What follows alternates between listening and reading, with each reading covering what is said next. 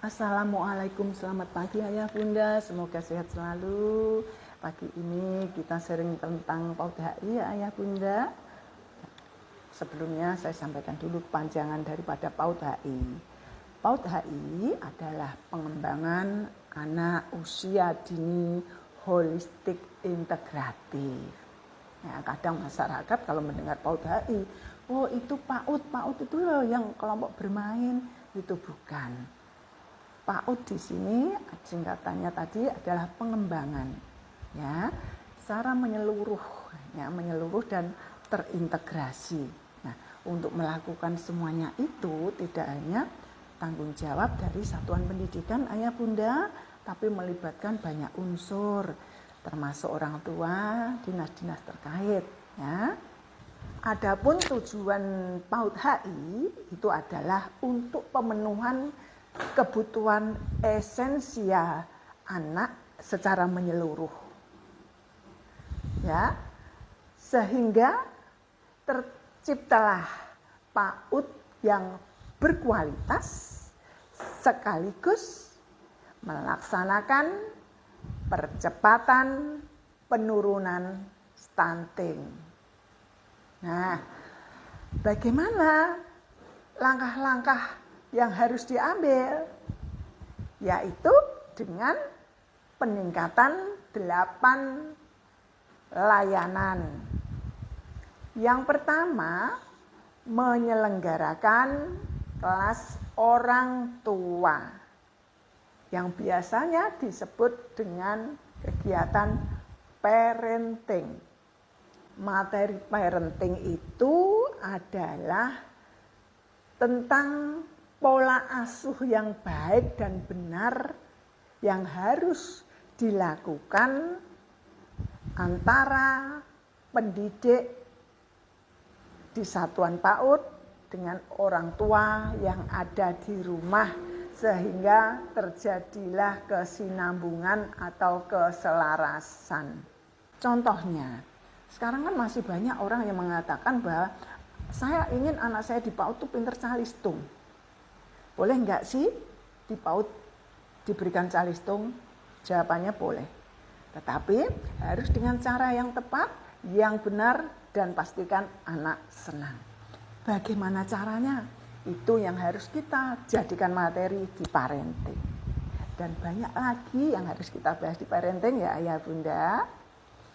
Jadi parenting tidak membahas iuran atau rekreasi pentas seni. Ya. Kedua, yaitu pemantauan pertumbuhan anak. Ayah bunda di satuan PAUD sudah melakukan ini secara berkala. Ada yang sebulan sekali, ada yang triwulan ya kan. Menimbang berat badan, mengukur tinggi badan, mengukur lingkar kepala, ya kan? Dan itu tercatat secara berkala. Nah, catatan itulah untuk memantau pertumbuhan anak. Biar kita tahu pertumbuhan anak ini seperti apa. Ya kan? Selain itu ayah bunda juga sudah bekerja sama dengan dinas kesehatan kan, dengan puskesmas terdekat untuk memantau kesehatan anak.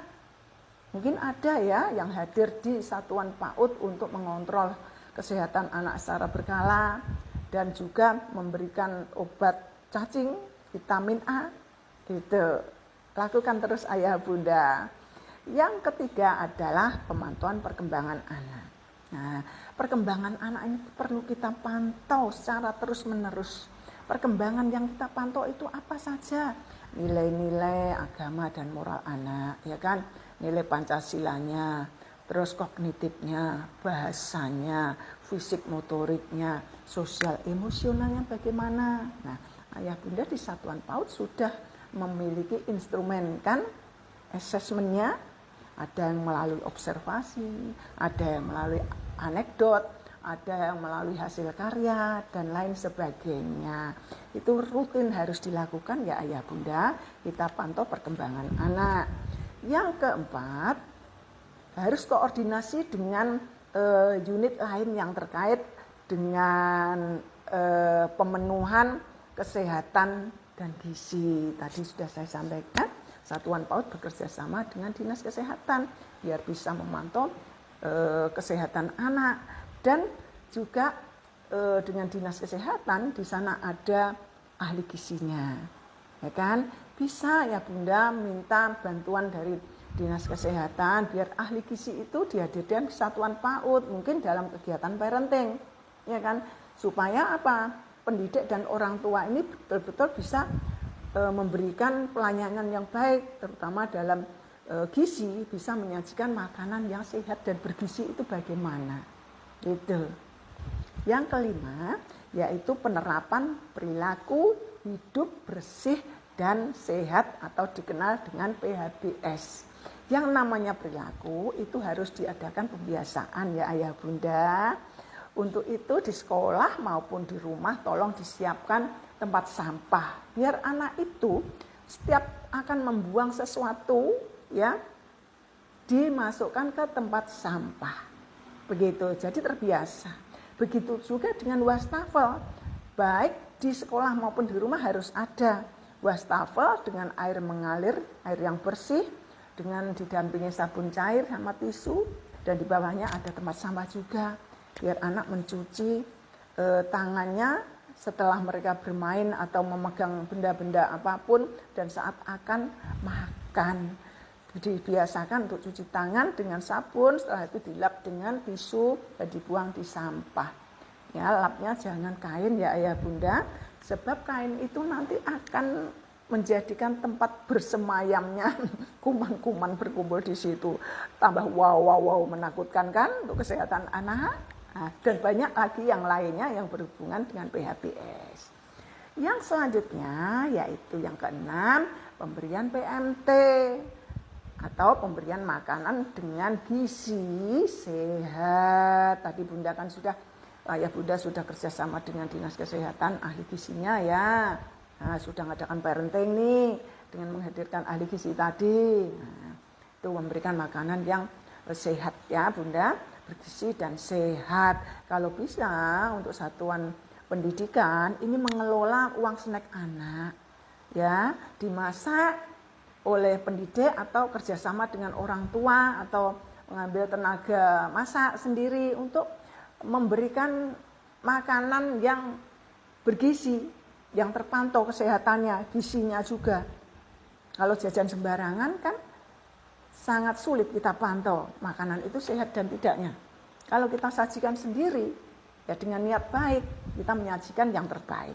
Tolong Ayah Bunda, sajikan itu makanan yang sehat dan bergizi untuk anak, baik di satuan pendidikan maupun di keluarga, di rumah ya. Selanjutnya adalah pemantauan kepemilikan identitas peserta didik ya. Identitas anak usia dini satuan PAUD itu namanya KIA, Kartu Identitas Anak, yang fungsinya sama dengan KTP. Jadi KTP itu dimiliki anak 17 tahun ke atas, kalau KIA 17 tahun ke bawah. Nah, ini apabila ada peserta didik kita yang tidak punya, tolong dibantu untuk punya. Ayah Bunda bisa bekerja sama dengan Dukcapil ya. Nah, karena fungsinya sama dengan KTP ya Bunda. Ya. 8 adalah ketersediaan fasilitas sanitasi. Apa saja itu? Yaitu ketersediaan air bersih, ketersediaan toilet atau jamban, ketersediaan tempat sampah, ketersediaan saluran pembuangan air limbah, terkhusus untuk toilet.